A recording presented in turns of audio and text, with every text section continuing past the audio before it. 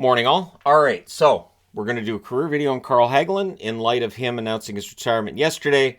Of course, he has an eye injury, which has kept him out of the game for quite some time. We will discuss. But he was the number 168 pick of the New York Rangers back in 2007. Wouldn't make his debut with the Rangers till 2011-2012, but he's worth the wait. 64 games, 14 goals, 24 assists, 38 points. In the playoffs, 17 games. The Rangers going on some long runs while he was there. He recorded 3 assists. He was 5th in Calder voting. So I am sure back in 2012 there might have been, hey, Hagelin, 38 points in 64 games that rookie year. What might he do next? The reality was that's right around where his production would stay for the most part. 2012-2013, a lockout-shortened season of 48 games. He plays all 48. 10 goals, 14 assists, 24 points. In the playoffs, he adds 3 goals, 3 assists for 6 points in 12 games. 2013-2014, a very special season for the New York Rangers that was almost a little more special. 72 games for Hagelin, 17 goals, 16 assists for 33 points. He never reached 20 goals, but he got close a few times. 25 games in those playoffs as the Rangers go all the way to the final, not able to get over that line. 7 goals, 5 assists, 12 points as the Rangers are runners-up in the Stanley Cup hunt. 2014-2015, 82 games played, 17 goals again, this time 18 assists for 35 points. In the playoffs, he plays 19 games, 2 goals, 3 assists, 5 points. So the Rangers are getting a lot of mileage in the playoffs out of their players, and Lundqvist, of course. But Hagelin gets traded. June 27th, he's traded to the Anaheim Ducks with a 2015 second-round pick as well as a 2015 sixth-round pick in exchange for a 2015 second-round pick and Emerson Edom. So there's a name for you. Unless you're a Ducks fan. Ducks fans, of course, if you listen to Duckstream, Emerson Edom has his own show on there now.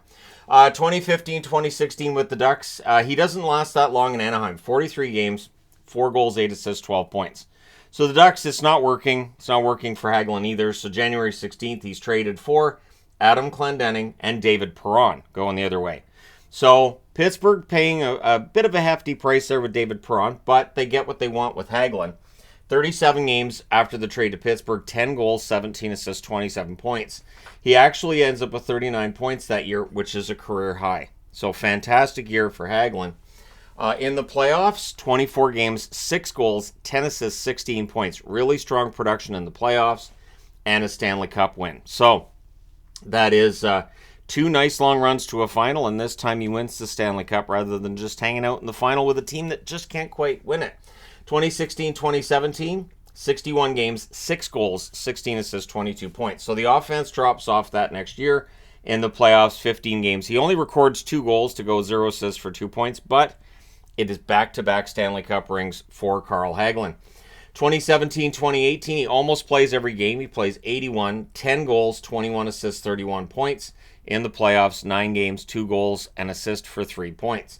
He gets a sprinkling of votes for Selke, but nothing that puts him in the top 10, or even, I don't think he was in the top 20 for Selke, but there is some acknowledgement that he's a good two-way forward when you look at that voting. 2018-2019, plays 16 games with the Pittsburgh Penguins, 1 goal, 2 assists, 3 points, and on November 14th, he is traded to the LA Kings for Tanner Pearson.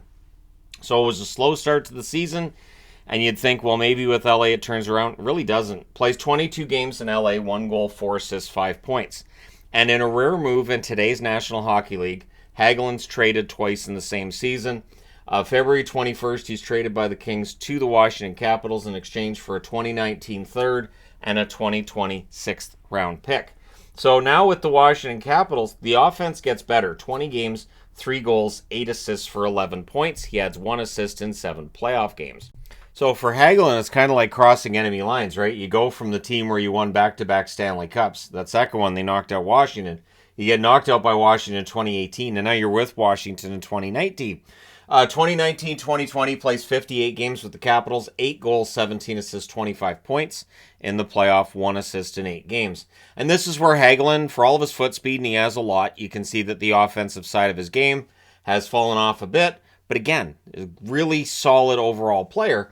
So he would have had a job, I think, in the NHL for as long as he wanted to play, as long as he was physically able to do so.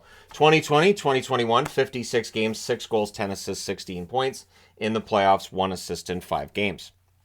So he played all 56 games that season. That, of course, is where you just had the divisional play. And again, good, solid third/fourth line option, right? 2021, 2022, 53 games, 3 goals, 11 assists, 14 points. March the 1st, he took an errant stick to the eye. It can happen. It's one of the reasons why I've talked about how I'm surprised that players that there's not more facial protection out there. But again, that's on them. That's up to them. And there's always going to be that risk, right? So it is a risky game. It is a very physical game. And again, with the sticks and with the pucks flying around the way they do, we're very lucky we don't get more injuries like this, to be honest. But the stick to the eye, immediately he had to go for surgery, and the Washington Capitals knew it was a serious injury. He was advised basically that he's better off to have a good quality of life after hockey than to risk another comeback with his eye that way. He also, in February this year, had hip resurfacing, and I've talked about this, that hip resurfacing does shorten careers. This is a sign that the hip's given out, and with skating the way that it is, that just doesn't work. So he ends up playing 713 games in his career, scores 110 goals, 186 assists for 296 points. In the playoffs, 141 games, 22 goals, 28 assists for 50 points. So he played a lot in the playoffs. He was a very good key performer in those playoffs, and he was very fast, good player, and I think, if he decides to get into player development, he decides to get into some form of coaching, I think he could be very good. When they're two-way forwards, they play a smart game. Those are the ones that I often think, he'd probably make a pretty good guy to teach the game to the players. But we'll see what he does in retirement, how it all turns out. So let me know your thoughts in the comment section below. As always, don't forget to hit like and subscribe if you're browsing your way through. You just happened upon this video. Thank you guys so much for watching, for all your support. I will talk to you again soon.